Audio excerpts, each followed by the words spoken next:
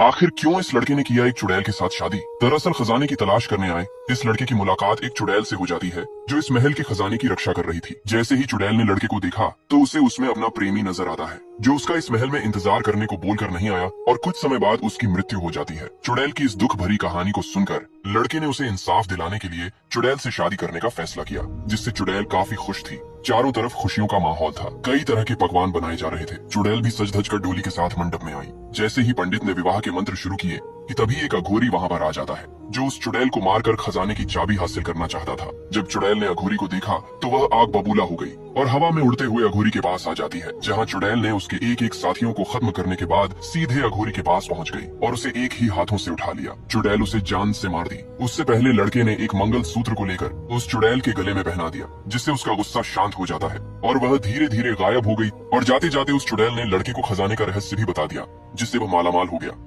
इस राजा के पास किसी भी चीज की कोई कमी नहीं थी, लेकिन इतना कुछ होने के बाद भी राजा के पास सुख शांति नहीं थी, जिससे वह काफी परेशान था। इसलिए राजा कई मंदिरों में गया और साधुओं से मिला, लेकिन कोई फायदा नहीं हुआ, जिससे वह बहुत निराश था। फिर एक दिन एक साधु ने राजा से कहा, तुम यात्रा पर निकलो, जहाँ पूरब के जंगल में तुम्हें एक देव मिलेंगे। अगर तुम उन्हें अपने राज्य ला पाए तो तुम्हें सुख शांति अवश्य प्राप्त होगी। जिसके बाद राजा अगले दिन अपने घोड़े पर सवार होकर पूरब के जंगल की तरफ निकल पड़ा, जिससे वह काफी खुश था। जहाँ जंगलों में पहुँचने के बाद उन्हें एक अजीब सी आवाज सुनाई दी। जब वे उसके पीछे गए तो उन्हें वहाँ एक काला पत्थर दिखाई दिया, जिसे देखकर राजा बहुत खुश हुआ और सोचने लगा कि अब शायद मुझे शांति मिल जाएगी। लेकिन तभी वहाँ पर कई गांव वाले आ जाते हैं। ये देख राजा ने गांव वालों से कहा कि मैं तुम्हारे देव को अपने राज्य ले जाना चाहता हूँ। तभी गांव के एक आदमी के अंदर देव आ जाते हैं और वह जोर से गरजने लगा और बोला, तुम्हें मुझे अपने साथ ले जाना है तो सुन, मैं इस गांव का पंजुली हूँ। मेरी आवाज जहाँ तक जाती है तुझे गांव वालों को उतनी जमीन देनी पड़ेगी। बोल, क्या तू ऐसा कर सकता है? जिस पर राजा ने उनकी बात मान ली और देव को अपने राज्य ले आए, जिनकी कृपा से उन्हें असीम सुख शांति की प्राप्ति हुई।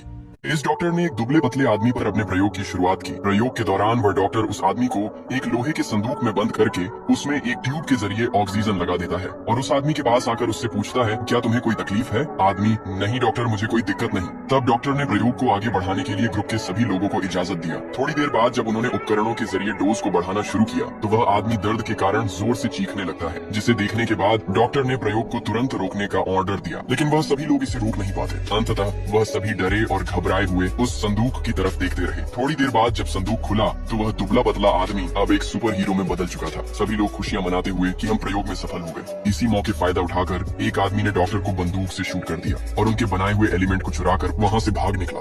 तब वह सुपर हीरो गुस्से में आकर उस चोर को पकड़ने के लिए भागते हुए उसके पीछे गया। फिर उसे पकड़कर उससे पूछता है कि आखिर तुमने ऐसा क्यों किया? लेकिन तब तक वो चोर जहर खा चुका था और उसे बिना कुछ बताए वह मर जाता है।